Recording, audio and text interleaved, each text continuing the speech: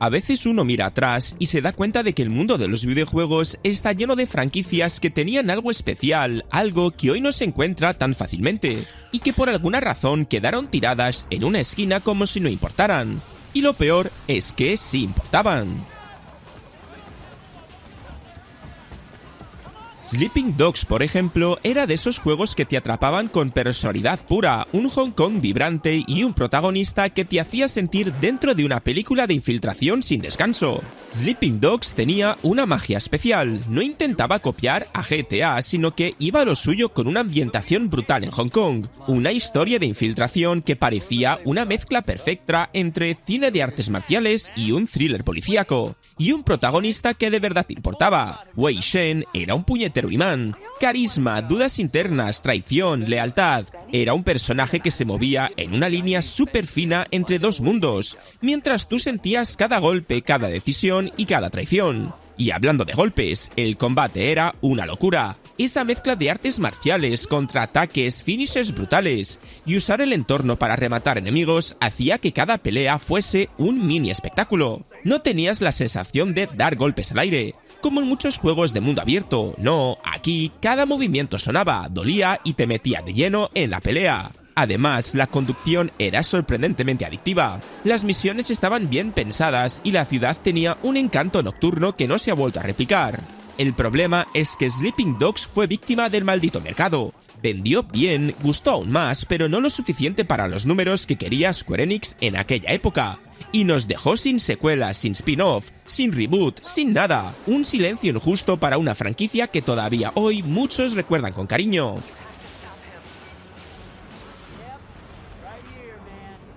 Justo la misma sensación dejó Infamous, otra saga que te convertía en un meteoro humano lleno de electricidad, decisiones morales y un parkour que te hacía sentir vivo.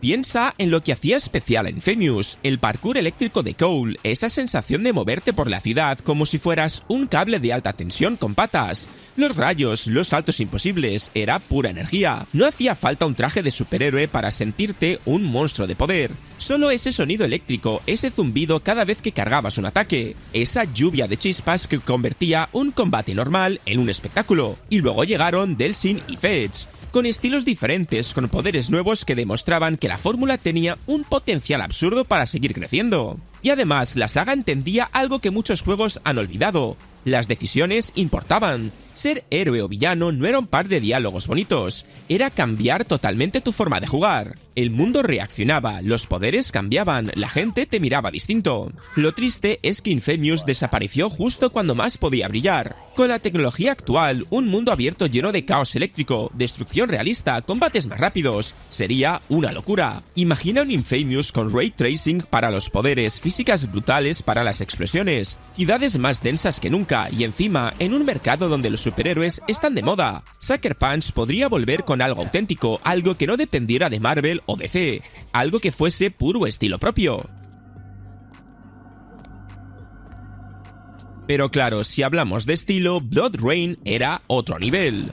Esta es una franquicia que merece volver urgentemente porque sinceramente nadie ha rellenado el hueco que dejó. Y era un hueco muy específico, acción exagerada, estilo gótico sangriento, una protagonista con más carisma que la mitad de los seres actuales, y un tono que mezclaba serie B, vampirismo y estética noventera. Sin pedir perdón a nadie, Rain era un personaje que imponía desde el primer segundo. No era la típica vampira seductora sin más. Era una cazadora letal con un estilo brutal, con esas cuchillas enormes, con movimientos acrobáticos y con una presencia que te marcaba cada vez que entraba en escena. Daba igual si los diálogos eran exagerados o si la historia tenía momentos locos, porque todo estaba hecho con una personalidad increíble. Esa mezcla de gore, estética oscura y poderes vampíricos hacía que cada combate fuese un festival de caos y estilo.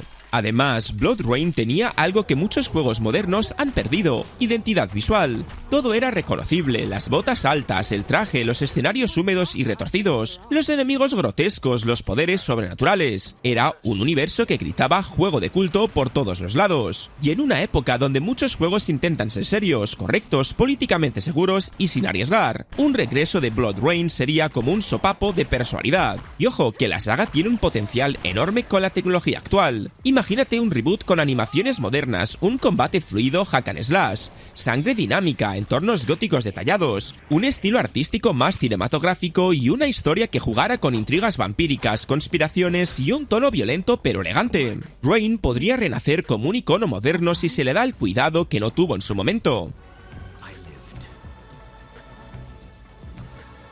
Aunque si vamos de oscuro en oscuro, llegamos a Legacy of Kain, que no solo tenía estilo, tenía una narrativa tan épica, tan trágica y tan adelantada que hoy sería una obra maestra moderna. Legacy of Kain era elegante y oscura a la vez, tenía ese tono de tragedia épica donde cada decisión tenía un peso brutal, donde los personajes no eran buenos ni malos, sino criaturas marcadas por el destino, la traición y la corrupción del tiempo. Kain no era el típico protagonista heroico, era un antihéroe complejo, manipulador, poderoso y orgulloso. Y Raziel era directamente uno de los personajes más míticos del medio, un espectro arrancado de su propia vida, atrapado entre la venganza y la revelación, viajando entre planos mientras descubrías que todo lo que sabías estaba manipulado desde el principio. Ese nivel de profundidad hoy casi ha desaparecido. Y no hablemos del mundo. Nosgoth era pura atmósfera. Oscuro, gótico, decadente, lleno de secretos, templos, razas extintas, profecías. Un escenario que parecía escrito para una serie de HBO. Con el hardware actual podríamos tener ciudades vampíricas gigantes, planos espectrales que cambiaran en tiempo real. Sería una auténtica locura visual. La franquicia no murió por falta de calidad, murió por decisiones de empresa, por cambios internos, por esa mala suerte que tienen a veces las obras de culto. Pero su base sigue siendo oro puro.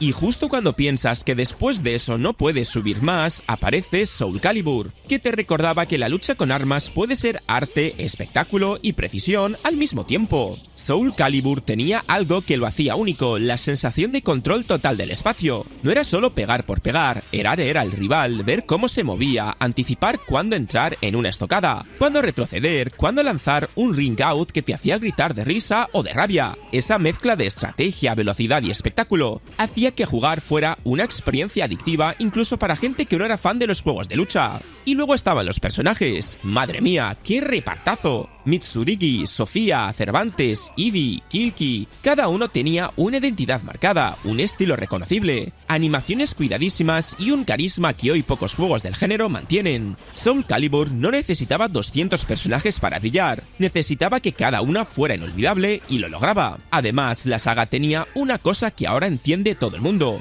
crossovers potentes. ¿Quién no flipó cuando metieron a Link, a Ezio o a Geralt? Era un puntazo ver a personajes icónicos adaptados a un sistema de combate que realmente les daba protagonismo. Hoy, con la locura de colaboraciones que hay, Soul Calibur podría arrasar. Y hablando de sagas que respiran personalidad por todos lados, ¿cómo olvidar Def Jam? Def Jam no era otro juego de peleas, era un espectáculo urbano donde cada golpe sonaba a hierro, cada escenario tenía identidad y cada combate parecía una pelea de videoclip que se había ido totalmente de las manos. Los luchadores no eran solo skins famosas, tenían movimientos, personalidades y una presencia que convertía cada combate en una locura. Tirar a alguien contra los altavoces, romper mesas, usar el entorno como arma. Era visceral, era ruidoso, era bruto, pero también tenía una técnica sorprendente. Por algún motivo, nunca más se ha visto un sistema de lucha así, con tanto impacto, tanto ritmo y tanta actitud. Además, la saga tenía una ambientación única. Esa mezcla de peleas clandestinas, clubes oscuros, muelles almacenes y calles iluminadas por neones era pura energía. Te metía en un mundo donde todo era exagerado, sí, pero también tremendamente divertido. Y con el panorama actual del hip hop, que está más globalizado que nunca, imagínate lo que podría hacer ahora. Tendrían un roster absolutamente salvaje, artistas actuales, leyendas del pasado, colaboraciones imposibles, vamos, una fiesta. Y lo más importante, la industria necesita un juego así. Hoy casi todos los juegos grandes siguen fórmulas similares. Faltan títulos con identidad, con olor a calle, con un tono gamberro que no tenga miedo a ensuciarse. Def Jam podría volver con gráficos brutales, animaciones más pesadas, físicas locas y un multijugador que rompería TikTok, Twitch y todo lo que se pusiera por delante. Igual le pasó a The Order 1886, que fue golpeado injustamente pese a tener una ambientación y un universo que pedían a gritos expansión. The Order tenía una personalidad visualmente brutal, ese Londres victoriano alternativo lleno de humo, engranajes, templarios modernos y tecnología steampunk era una joya. Entrabas a cualquier callejón y sentías la humedad, la niebla, la luz filtrándose entre las farolas. Un nivel de detalle que incluso hoy sigue impresionando. Y lo mejor es que no era solo bonito, tenía identidad. No había otro mundo igual. Y luego estaba la premisa, que era una locura pero buena. Un grupo de caballeros inmortales luchando contra hombres lobo, conspiraciones, traiciones internas, política, ciencia prohibida, y eso daba para 5 juegos tranquilamente. Y justo cuando la historia se ponía interesante, ¡pum!, termina. Esa sensación de ¿ya? Es precisamente la razón por que la saga debería volver. No porque esté incompleta, sino porque el universo gritaba que había mucho más. Lo triste es que The Order se llevó palos por ser corto y lineal cuando curiosamente ahora la gente está pidiendo más juegos contenidos y centrados. Si saliera hoy probablemente sería muchísimo mejor recibido, y un reboot o una secuela podría arreglar todos los fallos del primero manteniendo lo que lo hacía único.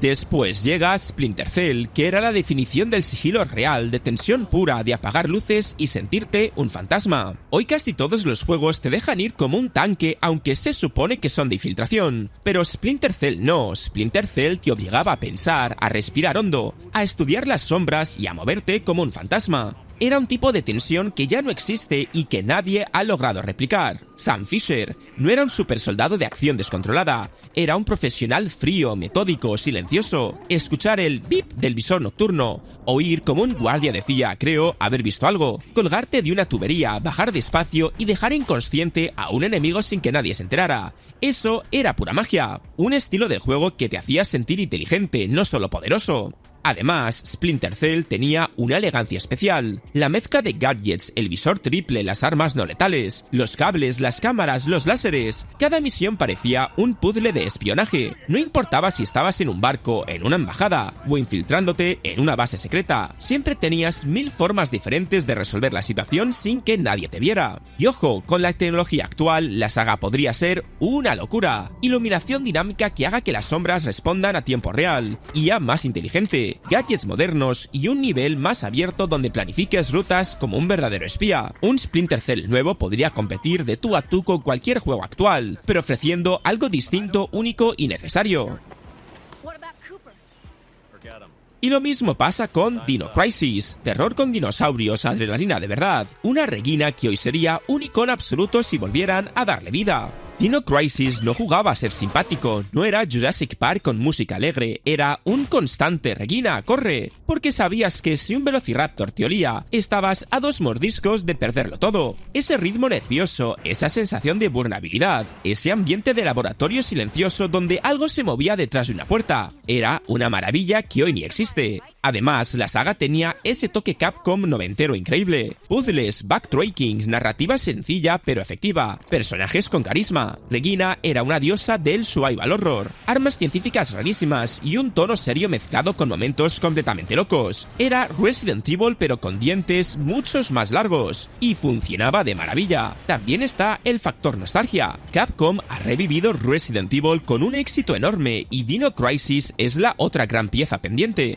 La comunidad lleva años gritando, cada evento de Capcom se llena de memes, teorías, rumores. Todo el mundo quiere ver a Regina otra vez repartiendo plomo prehistórico. Y para rematar, Jak and Daxter, uno de esos mundos llenos de humor, evolución y buen rollo que desaparecieron justo cuando empezaban a volverse épicos. Naughty Dog pasó de un plataforma simpático a un universo maduro, oscuro, lleno de lore, personajes con personalidad y un mundo que se transformaba contigo. Y eso hoy no existe en ningún sitio. Fue una saga que creció contigo y se quedó congelada justo cuando más podía explotar. Jak and Daxter tenía ese equilibrio perfecto entre exploración, humor, acción, poderes y narrativa. En un mismo juego podías estar haciendo saltos imposibles, conduciendo a toda velocidad por un desierto lleno de bandidos, usando armas tochísimas o desbloqueando nuevas formas de eco, que cambiaban totalmente tu estilo de juego. Era dinámico, era variado, era creativo. Y ahora, con tantos juegos mundos abiertos clonados, una saga que mezclaba géneros con tanta naturalidad sería un soplo de aire fresco. Y ojo al dúo protagonista. Jack fue evolucionando de un chaval silencioso a un héroe atormentado con poderes impresionantes, mientras que Daxter, ese compañero bocazas que convertía cualquier situación tensa en un momentazo. Esa dinámica y esa química no se ha vuelto a replicar en casi ningún juego moderno. Había carisma, había humor, pero también había una historia interesante detrás, con ciudades en guerra, viajes temporales, conspiraciones y un lore que todavía hoy podría dar para 3 juegos nuevos. Y hasta aquí este repaso a 10 franquicias que no solo merecen volver, es que deberían estar ya anunciadas desde hace años. Cada una dejó una huella distinta, ya fueron con su mundo, su combate, su protagonista o su ambientación, pero todas comparten lo mismo: se quedaron a medias, y sería un crimen que su legado desapareciera sin más. Así que déjame en comentarios cuál te fliparía ver en Next Gen y cuáles crees que deberían resucitar sí o sí. Y si te ha gustado este tipo de vídeos, ya lo sabes, dale al like, al hype y suscríbete si no lo estabas, y dime en comentarios qué juegos o franquicias deberían estar en una siguiente parte. Dicho esto, nos vemos en el próximo vídeo.